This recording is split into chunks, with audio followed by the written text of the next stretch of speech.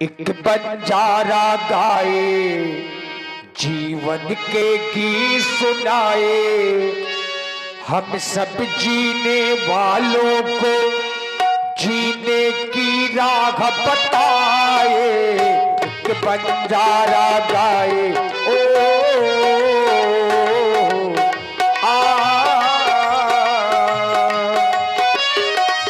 जनक की बिने तीनों आये सुनाई, जनक की बिने तीनों आये सुनाई। नमस्तुभ्यम नमस्तुभ्यम ब्रह्म ऋषि नमस्तुभ्यम। तुम्हारा कल्याण हो अहिल्यानंदन सतानंद। आज आए हो, क्या कोई विशेष कारण है? अवश्य महामुनि। जिस राजा के राज में हम गुरुपद पर आरूढ़ हैं, राजा शीरध्वज जनक का कोटि कोटि वंदन प्रणाम स्वीकार करें।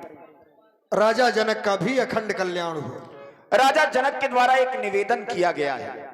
निवेदन राजा जनक का है, निवेदित हमारी ओर से होगा। स्वीकार करें। वह निवेदन किस प्रकार से है? बड़ा सुंदर संयोग, ज्ञानी की वाणी संत के द्वारा। वाह, सुनाओ। यही ज्ञानियों का समागम है। कुछ दिन अगर ज्ञानी न होते तो एक समय वो था कि यहाँ पक्षी भी नहीं होते थे, लेकिन आज यहाँ पर देखो जंगल में मंगल का आनंद लिया जा रहा है। तो ये ज्ञानियों की कृपा है। मिथिला में आज ये महामंगल, नपुने रंग भूमि सजवाई है। आये नपुदेश विदेशन के, क्या अजब छटा छवि छाई है, क्या अजब छटा छवि छाई है।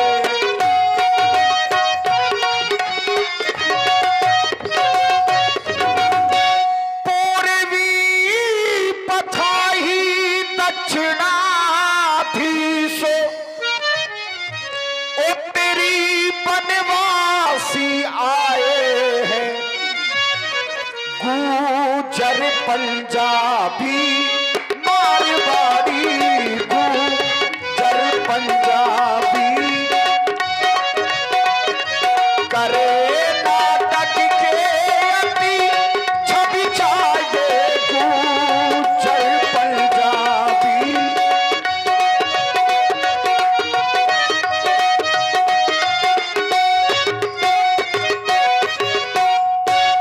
ब्राह्मण क्षत्रिय वैश्य शूद्र,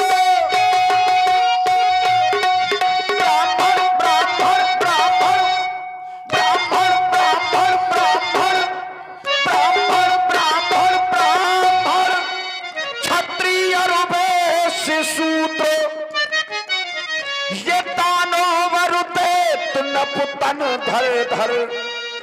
आये नपुदेश विदेशन के, सिया ब्याहन की आशा कर कर।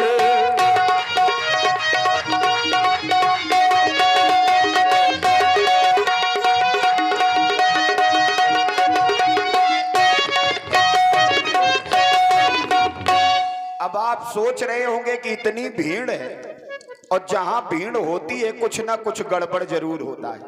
कहते हैं श्वान सर्प नारी नृपत और पंडित मारजार। मारजार माने बिलार। ठीक, श्वान सर्प नारी नृपत, नृपत राजा, पंडित और मारजार, जहां जहां इनकर जुग मिले तहां तहां कलह अपार। ये शांत नहीं बैठते। चार महिलाएं साथ में बैठ जाएं और चुप बैठ जाएं, जिंदगी में नहीं ऐसा हो सकता। श्वान अगर दो चार इकट्ठे हो जाएं फिर शांत बैठे, कभी नहीं हो सकता। और राजा नहीं हो सकते महाराज। तो हमने जो दृश्य देखा है वो दृश्य आपको बता रहे हैं। महाराज कहां तक बतलावे,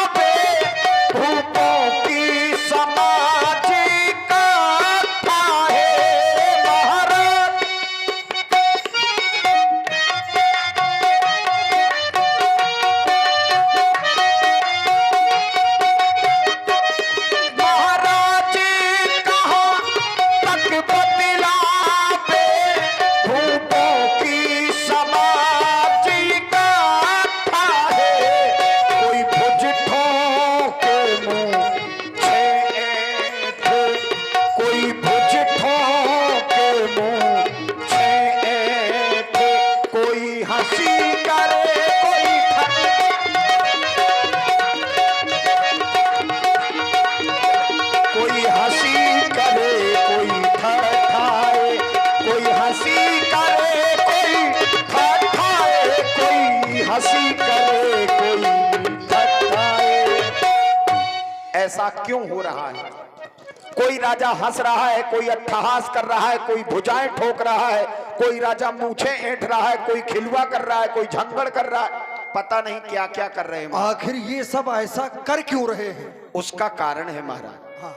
आज धनुष यज्ञ का वो दिन है जिस दिन धनुष का खंडन होना निश्चित हुआ था। धनुष यज्ञ का वह अंतिम दिन है जो आयोजन था, आज उसकी पूर्ण आहुति है। अंतिम दिन आज स्वयंवर का, वेदी पर शिव धनुष सजवाया है। दाया कर नृप की विनय सुने, राजा ने तुम्हें बुलवाया है। देखिए, राजा ने बुलवाया है तो अवश्य जाएंगे। आपने राजा जनक का निवेदन हमसे कहा, बड़े ही सुंदर शब्दों में कहा, लेकिन एक जगह हम सोचने पर विवश हो जाते हैं। आपने कहा ब्राह्मण, क्षत्रिय, वैश्य, शूद्र यानी चारों वर्ण एकत्र हैं। यहां तक भी ठीक है। दानव और दैत्य इन सबने नृपतन यानी राजाओं का भेष बना लिया है। और जब दैत्य और देवताओं ने राजाओं का भेष बना लिया है तो इन्हें पहचाना कैसे गया?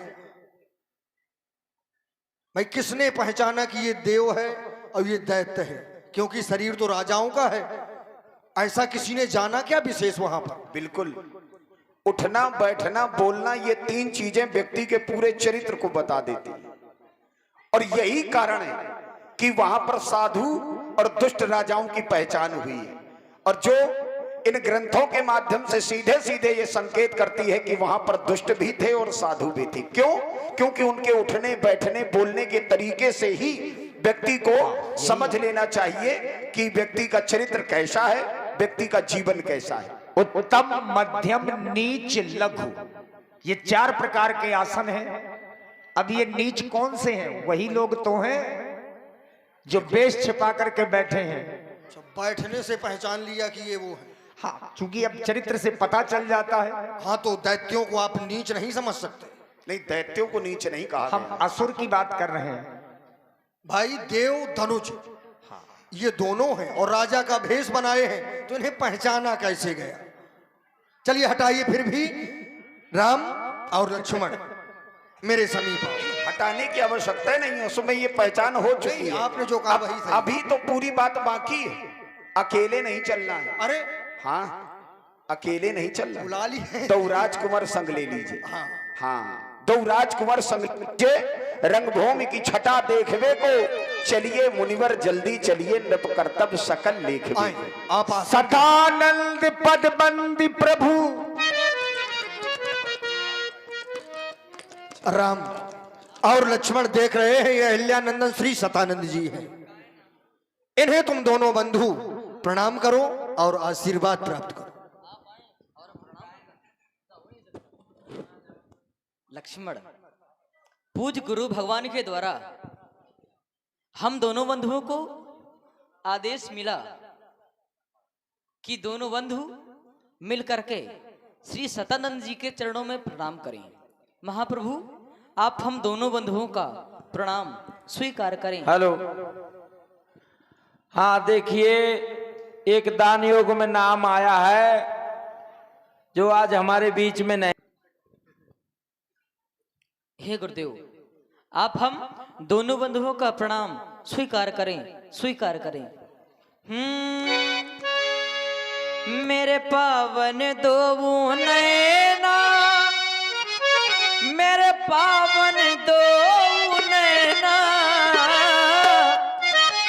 मेरे पावन दो नैना, मेरे पावन दो नैना, गुरु के पावन देखे पाव, मेरे पावन दो नैना, गुरु के पावन देखे पाव, मेरे पावन दो नैना, मेरे पावन दो नैना, मेरे पावन दो नैना, मेरे पावन दो नैना,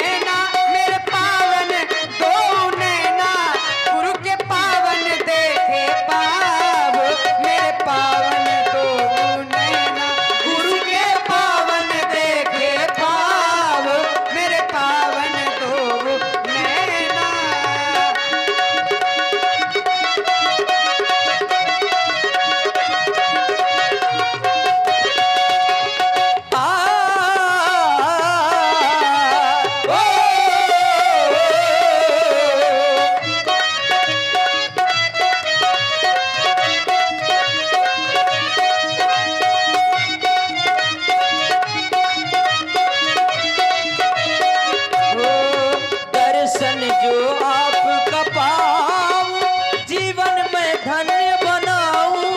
दर्शन जो आपका पाऊं जीवन में धन्य बनाऊं।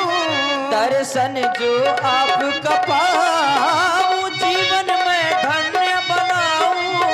दर्शन जो आपका पाऊं जीवन में धन्य बनाऊं। इनके चरणों में चारों धाम मेरे पावन दो नैना। गुरु के पावन देखे पाव मेरे पावन दो नैना।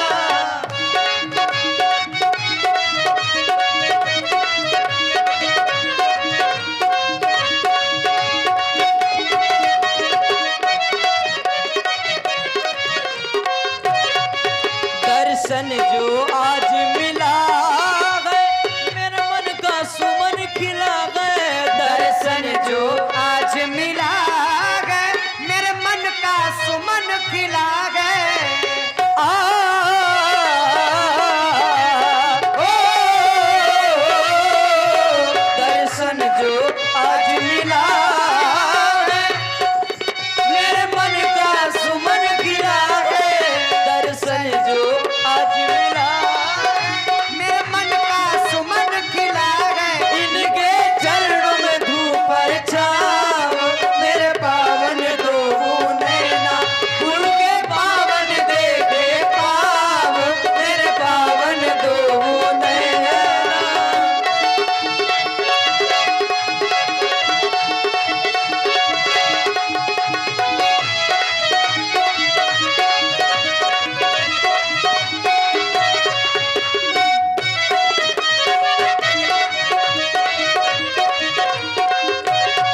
गुरु के पावन देखे पाव मेरे पावन दो नैना।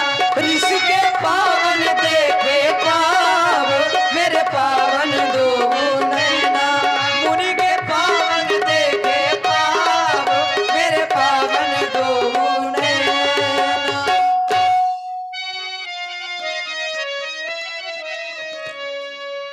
धन्य है। सिद्धांत ये कहता है दृष्टे अनेन इति दर्शनम। केवल दर्शन मात्र से व्यक्ति को सुख प्राप्त हो वो शास्त्रों का सार बन जाता है।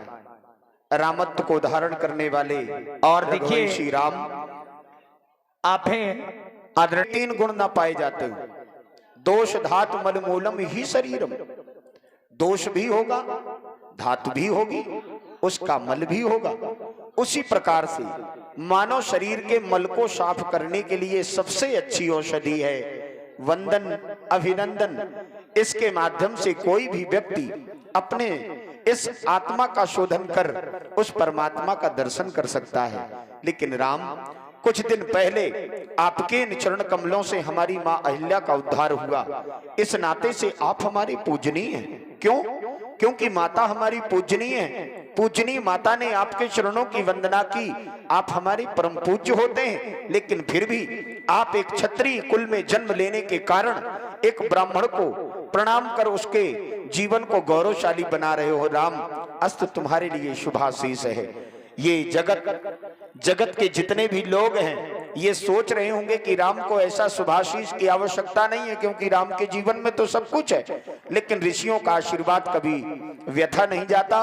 उसका कल्याण ही होना है जिसे वह शुभाशीष प्राप्त हुआ है। राम, प्यासे अदर्श शक्ति अंतस राम तुम्हें भगवान कहेंगे। देख रहे हो जीव धरा के तुमसे है कुछ आस लगाए। पलक पावड़े बिछा रहे हैं निज नैनों में स्वप्न सजाए। तुमको हुए पाकर सार्थक इनके ये दिनमान कहेंगे। और प्यासे अधर से सकते अंतस राम तुम्हें भगवान कहेंगे। लक्ष्मण, तुम प्यासे जन की प्यास बुझाना। जो प्यासा हो उसे पानी तुम्हें देना पड़ेगा। तुम प्यासे जन की प्यास बुझाना, गुण अपनाना, दोष भुलाना। ठीक, गुण अपनाना, दोष भुलाना, लेकिन जो तोड़े इन कोमल कलियों को उन सूलों पर वज्र गिराना। भैया की सेवा करते रहना, क्योंकि जब तक राम है तभी लक्ष्मण का महत्व है। इसलिए भैया की सेवा करते रहना, बस यही मेरे वरदान कहेंगे। प्यासे अधर सिशक्ते अंतश, राम तुम्हें भगवान कहेंगे, लखन तुम्हें भगवान कहेंगे। निडर हो वर्ते सदा, समर न जीते कोय, चिरंजीव युग युग जियो, कीर्ति लता बरहो, कीर्ति लता बरहो। मुनि श्रेष्ठ, अब मैं चल रहा हूं, आपका राजा आपकी प्रतीक्षा में है, उसे दर्शन प्रदान करें। अवश्य अवश्य चलें। सतानंद पद बंदी प्रभु, बैठे गुरु पहिजा।